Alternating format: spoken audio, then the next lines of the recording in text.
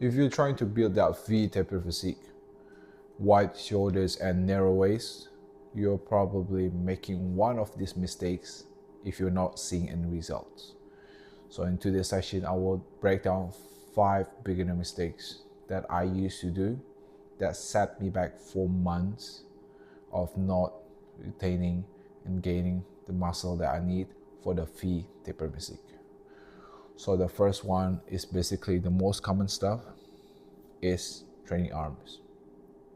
As we know that training biceps and triceps are so fun because you can feel the pump straight away. But as we want to know that training arms are not essential to build the V taper physique. If you want to build the V taper physique, then focus on your back and focus on your shoulders, not focus on your arms. Because on your side delts, it emphasizes the broader shoulder, and also last, it gives us a layering effect, so you have a very good V physique. And that's what you want to focus on, not the arms. Of course, you still hit the arms to look massive, to emphasize the V taper physique. But remember to focus on lats and also side delts. You can do row. For the lats, you can do pull up, any kind of vertical pulling movement, lat pull down or basically pull ups. It trains your lats. It makes it wider instead of thicker. If you want to make it thicker, you do horizontal pulling movement like rows. And also for the side delts, as we know, you can train by doing lateral raises with dumbbells or with cables. It's totally up to you. I prefer dumbbells. It depends on personal preference, but I would say dumbbells are pretty good for me. Make sure to do challenging reps every time you do it. So that's the number one mistake that most people do. They train arms too much. So number two is basically not progressing overload. What does it mean by that? If you're not progressing overload, if you're not increasing the weight, increasing the reps, you're not challenging your muscle enough. And that's not what we want to do. We want to get stronger, because every time we get stronger, our muscle grow bigger and bigger and bigger.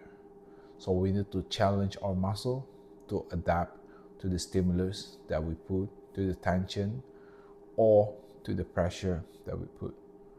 So if you don't feel like, oh, why my weight is not changing, why I'm not increasing my reps, why I'm doing the same thing over and over, you're probably making one of these mistakes. You don't track your lift. You don't track the weight. You don't track how many reps. Of course, quality over quantity. It definitely truly matters that you do a full range of motion. You really control the weight. That is definitely better than tracking. But I would say track your weights and reps to know if you are improving or not. Because by doing that, you can know that you are improving, and also you can assess that, okay, if I'm improving, that means my muscles also growing. As simple as 0.25 increase in weight is called progressive overload. Increase one rep, it still counts as progressive overload. So just keep in mind to track your progress. Third one is, this is a very common thing that people talk about. They say you don't need to train your abs because you want to have a narrow waist, isn't it? And wide shoulders. So essentially, if you just train your shoulders and your lats, you don't train your abs, well, it looks pretty significantly good, right? Because training this part, which just makes it bigger, and this part is narrow. That's not essentially the case unless you won't have a skinny abs. What we see on social media or fitness influencer, they do train their abs. Yes, it looks big, but by training your abs, it makes it more juicy, and also it looks more tighter, and that's what you want. And this kind of stuff is not very valid, I would say, People who say don't train your abs is basically not a good thing to do, because abs are also muscle. If you don't train your abs, then your abs will look skinny, and that's pretty sure that's not what you want. I'm pretty sure that what you want is have a juicy abs. And also train your side part of your abs, your abductus abdominis. Train it. Jesus. If you don't train it, then it doesn't look good. And if you want a narrow waist, the secret is diet. Just lower down your food intake. Be in deficit. Eat more protein. Then you will reduce the belly fat, and also you will definitely narrow your waist. Not by not training abs, but control your diet. As simple as that, but people make most of the mistakes, and it's very common. The fourth one is training chest too much. I wouldn't say chest is not a big part of V-taper, but some people that train their chest more often, especially in the normal bench press, doesn't really amplify the V-taper physique they have. Because if you do the bench press, you train your middle part of chest. It doesn't really show that you have a good V-taper, but you need to do incline chest press. Not only incline, but high incline chest press. So by training your high incline chest press, you will definitely train your upper chest. And by training your upper chest, it will emphasize a big, broader shoulders for your V-taper physique. And then your lats will definitely emphasize the V side to your waist. And that's it. You train your chest, incline, and shoulders more often than the bench press, and you're good to go.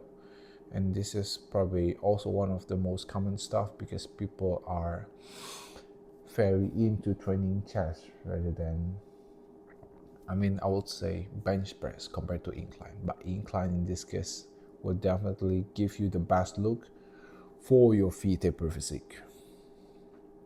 Okay, the last one is you need to stick to the plan. Okay, may sound so simple so far. Just train your side delt twice a week, your lats twice a week, your upper chest twice a week, your abs twice a week. Pretty simple, isn't it? It does simple, but the thing is, consistency is still the king in building your V-taper. Trust me, it won't take you 2 weeks. It takes you 8 to 12 months. 8 to 12 weeks. Give yourself some time, 2 to 3 months, to adjust, to adapt with the stress.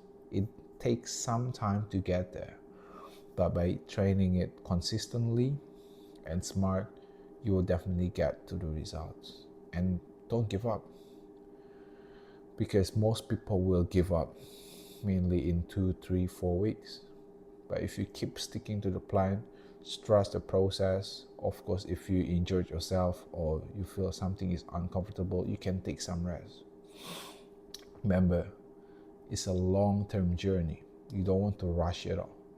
Of course, you want to get it as soon as possible and to impress people, or to look in the mirror and be proud of yourself. I know.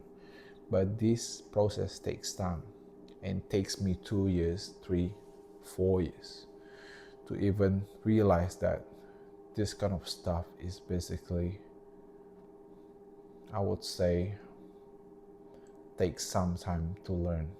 And I'm very proud that I keep putting the work every single day. So I train around 4 to 5 times a week.